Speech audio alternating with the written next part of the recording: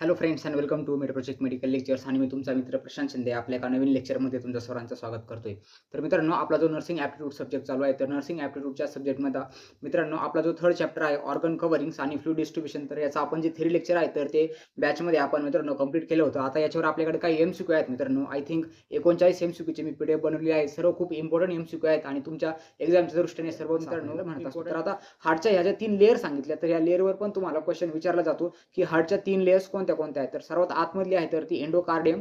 त्यानंतर नेक्स्ट जे असणार मधली त्याला आपण मायोकार्डियम म्हणतो आणि मायोकार्डियम ही सर्वात थिक लेयर असते, मस्क्युलर लेयर असते आणि त्यानंतर सर्वात बाहेरची जी आहे तर तिला आपण म्हणतो इपिकार्डियम आणि या सर्वांवर एक कव्हरिंग प्रेझेंट असतं. मेनली ब्रेनला प्रोटेक्शन देण्याचं काम आपलं सेरेब्रोस्पायनल फ्लुइड जे आहे तर ते करत असतं. ॲज अ शॉक ॲब्झॉर्बर म्हणून हे तिथे वर्क करत असतं.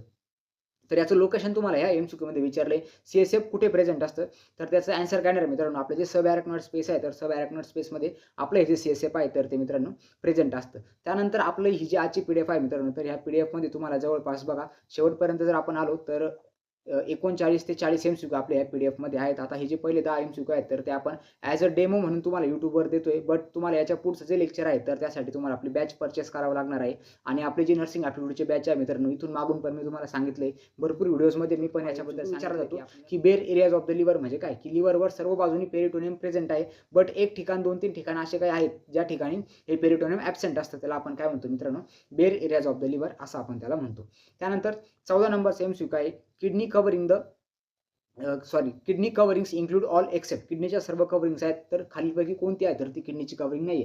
फायब्रस कॅप्सूल, त्यानंतर पेरिरिनल फॅट, त्यानंतर रिनल फिशिया आणि ट्युनिका अल्ब्युजिनिया. तर याच्यापैकी आन्सर कोणता येणार आहे? आपलं जे ट्युनिका अल्ब्युजिनिया आहे तर त्याचा answer are covered by dash dash. आपले जे बोन्स असतात तर बोन्सला कशाची कव्हरिंग असते? पेरिटोनियम, फिशिया, त्यानंतर पेरिओस्टेम आणि सायनोवियम. तर याचं पण आन्सर काय? आपलं जे पेरिओस्टेम आहे तर पेरिओस्टेम कव्हरिंग ही आपल्या बोनच्या साईडची कव्हरिंग असते. त्यानंतर पेरिओस्टेम बद्दल आपण सर्व इन्फॉर्मेशन आपल्या थेरी लेक्चरमध्ये तुम्हाला प्रॉपर मी इन डिटेलमध्ये तुम्हाला सर्व गोष्टी सांगितल्या आहेत. त्यानंतर नेक्स्ट आहे MCQ, joint cavity is line by dash dash. आपल्या ज्या जॉइंट कॅव्हिटीज आहेत तर त्याच्या साईडनी कशाची लाईनिंग असते किंवा त्याला कशाने कव्हरिंग केलेलं असतं. आता जॉइंट कॅव्हिटी कशी असते?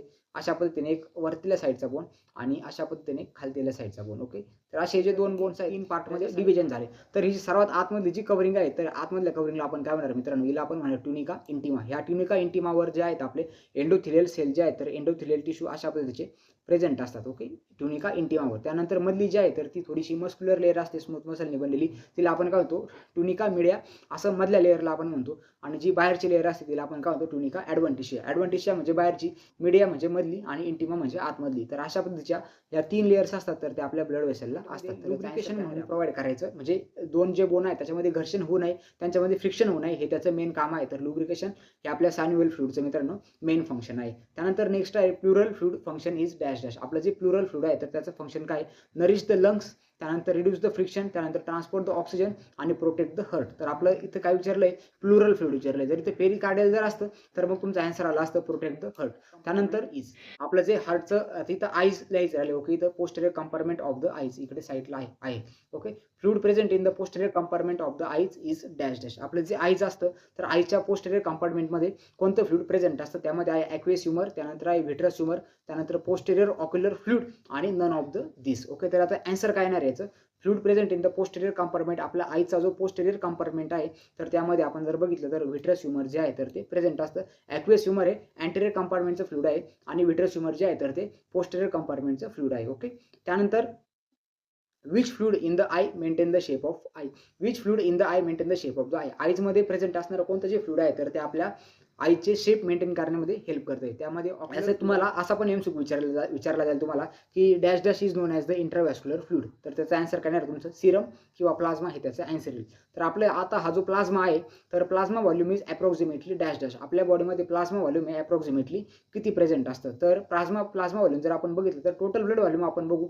टोटल ब्लड व्हॉल्यूम किती असतं? 4.5 ते 5 लिटरपर्यंत प्रेझेंट असतं आणि त्यामध्ये जर आपण फक्त प्लाझ्मा जर बघितला तर 2.75 लिटरपर्यंत आपल्या बॉडीमध्ये हा प्लाझ्मा प्रेझेंट असतो. आणि हा पण तुमचा खूप इम्पॉर्टंट एमसीक्यू आहे. एक्झामला ॲज इट इज तुम्हाला एमसीक्यू मित्रांनो याच्यापैकी विचारला जाऊ शकतो. त्यानंतर आता 38 नंबरचा एमसीक्यू आहे, which of the following is a transcellular fluid. खालीपैकी कोणतं फ्लुइड आहे तर ते ॲज अ ट्रान्ससेल्युलर फ्लुइड म्हणून आपण कन्सिडर करतो. तर आता ट्रान्ससेल्युलर फ्लुइड म्हणजे आपण बघितलं की बॉडीच्या हॉलो कॅव्हिटीमध्ये प्रेझेंट असणारं फ्लुइड आणि त्याचा आन्सर काय येणार आहे?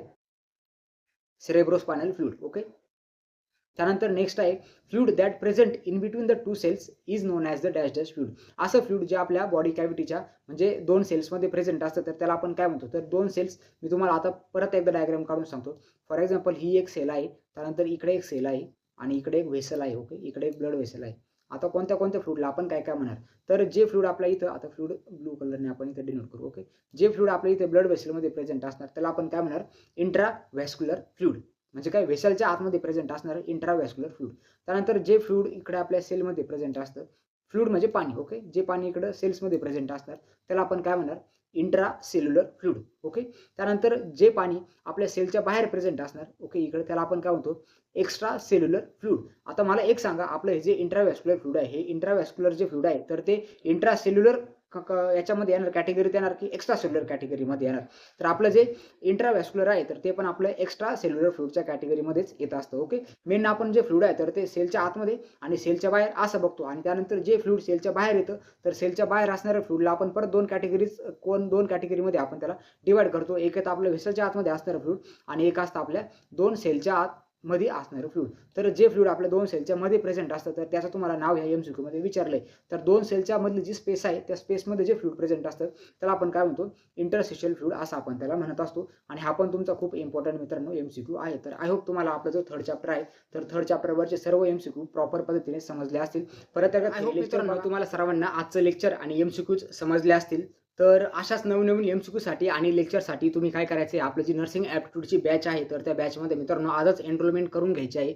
तर एनरोलमेंटसाठी तुम्हाला फक्त ₹499 फीज आपण ठेवलेली आहे. तसं ₹1199 फीज आहे, बट आपण 75% सध्या ऑफ देतोय विद्यार्थ्यांसाठी. लिमिटेड पिरियडसाठी हा जो ऑफ आहे तर तो असणार आहे. तर 499 मध्ये तुम्हाला आपली नर्सिंग ॲप्टिट्यूडची बॅचमध्ये एंट्री भेटणार आहे. तर या बॅचमध्ये तुमचे सर्व लेक्चर्स पण घेतले जातील आणि प्रत्येक लेक्चरवर तुम्हाला मित्रांनो MCQज पण बघायला भेटतील. इथून मागचे जे लेक्चर्स झालेत तर असं नाही की तुमचे ते लेक्चर्स मिस होतील.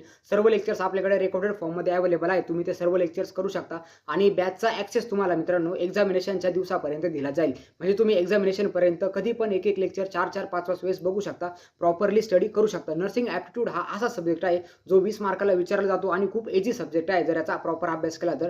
आणि तुमचे नर्सिंग CETचे जो स्कोर बूस्ट होणार आहे तर ह्या सब्जेक्टमुळे मित्रांनो तुमचा स्कोर आहे तर तो बूस्ट होणार आहे. तर लवकरात लवकर आपल्या बॅचमध्ये मित्रांनो एनरोलमेंट करून घ्या. एकदम नर्सिंग ॲप्टिट्यूडचं कन्साइज करून जे मटेरियल आहे तर ते तुम्हाला याच्यामध्ये प्रोव्हाइड केलं जाईल. आणि आय थिंक तुम्ही जर आपले लेक्चर जॉईन केले तर तुमचा नर्सिंग ॲप्टिट्यूडचा स्कोर हा 18, 19, 20 ह्याच पद्धतीमध्ये असणार आहे मित्रांनो. तर तुमचे ओव्हरऑल पर्सेंटेज आहे तर ते बूस्ट होण्यामध्ये नर्सिंग ॲप्टिट्यूड तुम्हाला हेल्प करेल. याचा सिलेबस आपले जे स्टुडंट आहेत तर त्यांच्यापर्यंत पोहोचलेला नाहीये, त्यांना प्रॉपरली भेटत नाहीये. म्हणून आपण मागच्या वर्षीचे जे क्वेश्चन्स आहेत तर ते सर्व क्वेश्चन ॲनालाइज करून सिलेबस डिझाईन करून आपण सर्व मित्रांनो क्लासेस ॲज वेल ॲज त्याच्यावरती MCQ प्रॅक्टिस सर्व घेत आहे. आणि आपल्या ह्या बॅचमध्ये सर्व तुम्हाला सुविधा भेटतील ज्यामुळे तुम्हाला MCQ प्रॅक्टिस होईल. डेली तुम्हाला लेक्चर्स बघायला भेटतील. एक लेक्चर तुम्ही 4-4 वेळेस सुद्धा बघू शकता, काहीच प्रॉब्लेम नाही. तर लवकर तुम्हाला जर बॅचमध्ये ॲक्सेस लागत असेल तर आपला WhatsApp ग्रुप मित्रांनो जॉईन करा आणि तिथून मला DM करा. त्यासोबत आपली जी लिंक आहे, लिंक मी तुम्हाला व्हिडिओच्या डिस्क्रिप्शनमध्ये प्रोव्हाइड केलेली आहे.